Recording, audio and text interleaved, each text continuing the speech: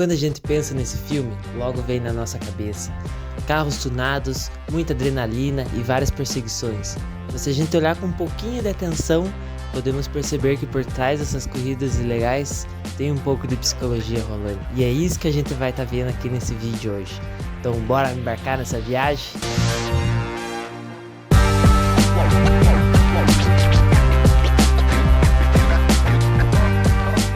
Então galera, hoje nós vamos estar falando sobre Velozes e Furiosos. Meu nome é Jean, sejam bem-vindos ao canal Decifrando Mentes. Eu vou estar falando um pouquinho aqui do que o Velozes e Furiosos traz, além das corridas de rua, de toda aquela adrenalina envolvida e ação, explosão e o Toretto rampando tudo e destruindo tudo, onde tudo destrói menos o carro dele. Bom, o primeiro ponto vai ser a questão do Brian, onde ele se divide e se torna uma pessoa duas caras, né? Porque ao mesmo tempo que ele é um policial, ele também é um bandido que corre nas ruas. Eu acho na minha cabeça que ele só usa a desculpa que ele é policial só pra correr, só pra ter um carro tunado e correr sem a polícia encher o saco dele.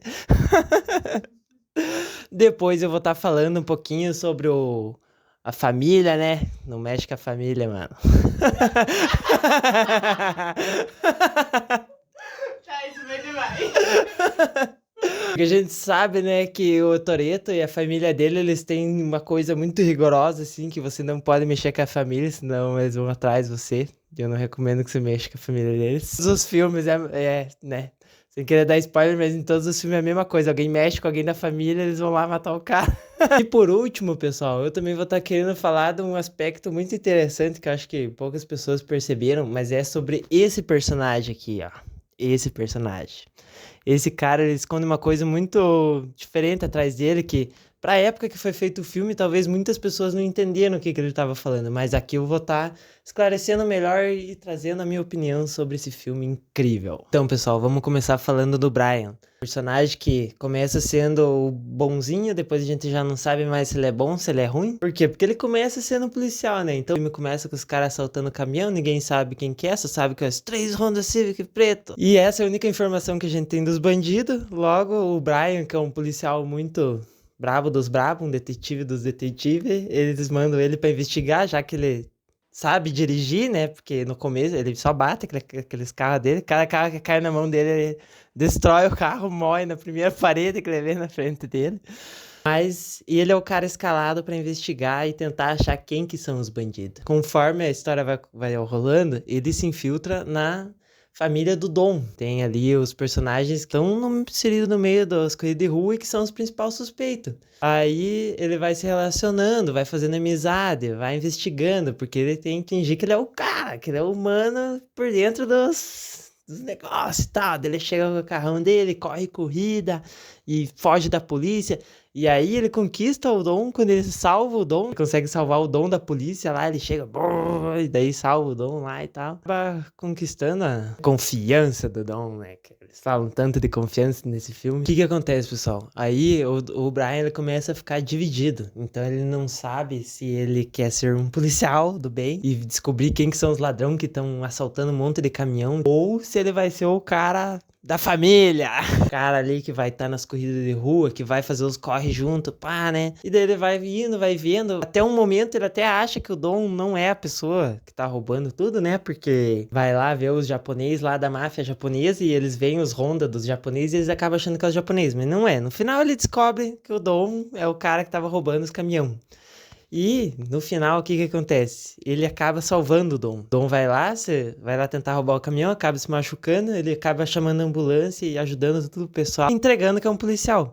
Mas então, até o momento que ele se entrega que ele é um policial, o resto do filme inteiro, né? Anteriormente, atrás do filme inteiro, ele vive num conflito de papéis. O que seria o conflito de papéis? Cai dividido entre as opções que ele tem ali. Se ele segue a vida, seria ser policial, né? Que eles, com certeza, o personagem, né? Se a gente for levar como se fosse na vida real, teria que ter estudado, teria que passar em prova, fazer teste, para chegar até lá no ponto de detetive supermaster que ele é lá, para daí trocar por uma vida de corrida de rua, de ser bandido, que é totalmente o contrário do que ele é. mas que daí é uma coisa que o coração dele começa a chamar ele. Que ele começa a criar tanto vínculo com aquele pessoal ali das corridas de rua, ele fica muito dividido, ele não sabe se ele quer ser policial, se ele quer sair dando drift no meio da rua. Isso é uma coisa que consegue perceber através da psicologia. Você vê em vários momentos ali que ele fica muito dividido, ele fica, pô, mas não pode ser verdade, não é o Dom que é o bandido, deve ser outros caras, porque o Dom é muito gente boa, não sei o quê, então ele fica muito dividido por causa disso. Isso acaba afetando na área profissional dele. Em vez dele só pegar e fazer o que tinha que ser feito, que era descobrir quem que era, mostrar pra polícia, capturar os caras, ele acaba salvando os caras.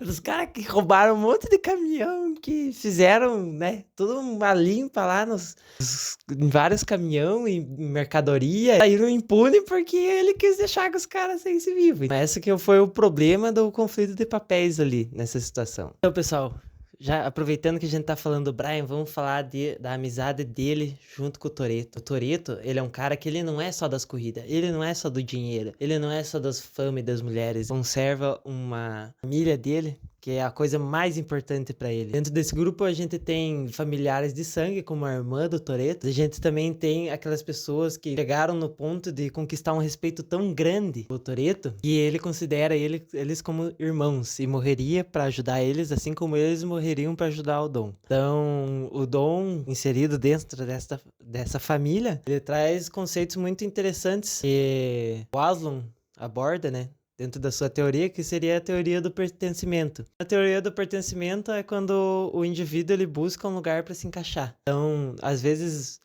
não precisa ser exatamente uma família, mas seria um grupo. Digamos, até você mesmo pode perceber isso né, no seu ambiente, no seu dia a dia que você convive. Então, o teu grupo de amigos é um lugar de pertencimento, é um lugar que você sente que você pertence ali porque vocês têm os mesmos pensamentos, o mesmo gosto. E o grupo do futebol, o grupo da galera do Discord, o pessoalzinho do posto. Isso seria a teoria do pertencimento, que o ser humano ele tem que pertencer a um grupo, ele tem que se sentir acolhido dentro de um grupo.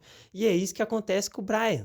Porque o Brian, ele estava sendo só um detetive ali, só uma ferramenta do governo, mas conforme ele vai socializando com o pessoal e ele vai vendo toda aquela dinâmica daquele grupo, que é muito incrível, onde cada um ajuda cada um e todo mundo é disposto a morrer por todo mundo, né? Ele sente que ali é o lugar dele, que assim é o jeito que ele pensa, e não em só buscar bandido, mas em ter um grupo que ele pode confiar, que ele tem certeza, que ele pode ter certeza que eles vão fazer o que precisar para se ajudarem. Por isso que o Brian ele acaba ficando dividido no decorrer do filme, mas no final do filme a gente vê que ele consegue se juntar ali ao Dom, por mais que eles concordam que Brian vai continuar sendo policial, porque ele tem que ganhar o pão de cada dia dele, né? Mas ele também vai poder fazer parte do grupo ali do Dom, tendo um rachador de corrida também. Então, pessoal, agora que a gente já falou do Brian, já falou do Dom, já falou da família, que são os aspectos fundamentais do filme, agora eu vou abordar um tema um pouquinho mais isolado, que tem só no primeiro filme, até onde eu me lembro. Tem que reassistir os outros, talvez, se eu for fazer um vídeo dos outros filmes. Se isso aqui virar uma série no canal, eu vou fazer vídeo sobre os outros filmes. Mas do primeiro filme, uma coisa que chama muita atenção de quem estuda psicologia e gosta de analisar os filmes é o personagem Jesse. Acho que é assim que se pronuncia. Jesse. Mas então, pessoal, esse personagem tem aquela cena icônica do filme onde ele fala... Reguláveis. O que você acha disso? Eles vão nos fazer economizar uns 2.000 e vão nos dar uma atração melhor para a corrida. Beleza? Você devia trabalhar para alguma montadora, sabia? É, tá legal. Não, eu não tenho... Como é que se chama? Problema de concentração. Meio desligado? É, exatamente isso. Eu era ótimo em álgebra e matemática, essas coisas. No resto... eu fracassei. Eu até parei de estudar. Eu sei lá, mas tem alguma coisa nos motores que me acalmam. Sacou? Pessoal, nessa cena a gente pode ver que o Jesse, ele tem um problema com foco. Ele diz que nunca foi bem na escola, mas que o foco dele se volta totalmente aos motores. Então ele tem um hiperfoco no como funcionam os motores, mecânica. Isso é uma coisa que chama muita atenção dele, mas é a única coisa que ele consegue focar. Então aí a gente já pode trazer um aspecto de, talvez, um autismo, mas eu acho que seria mais um TDAH. Por que um TDAH, pessoal? Porque você vê o quanto ele é impulsivo nos comportamentos dele, o quanto ele acaba sendo muito imperativo. Você vê nos comportamentos no filme todo, o jeito que ele fala, que se expressa, como ele se mexe, que ele é uma pessoa que ele tá sempre meio nervosa. Ele tá sempre hiperativo. E o maior exemplo, né, além dessa cena aí que ele mesmo fala o que ele sente, o maior exemplo é naquela cena que ele é tão impulsivo que ele simplesmente aposta o carro dele. Ele fala, ó, se você ganhar de mim, eu te dou meu carro. Daí eles vão lá, corre, o que acontece? O carrinho dele perde, né, porque ninguém ganha todas, né. Quando ele perde, em vez de ele chegar lá e dar a chave pro cara que ele tinha prometido, ele, num ato impulsivo, sendo muito imperativo e impulsivo, ele fica com medo da situação, com medo de perder o carro, e ele foge. Ele foge. E quando ele foge, os caras catam ele e matam ele. Então, pessoal, TDAH, matem.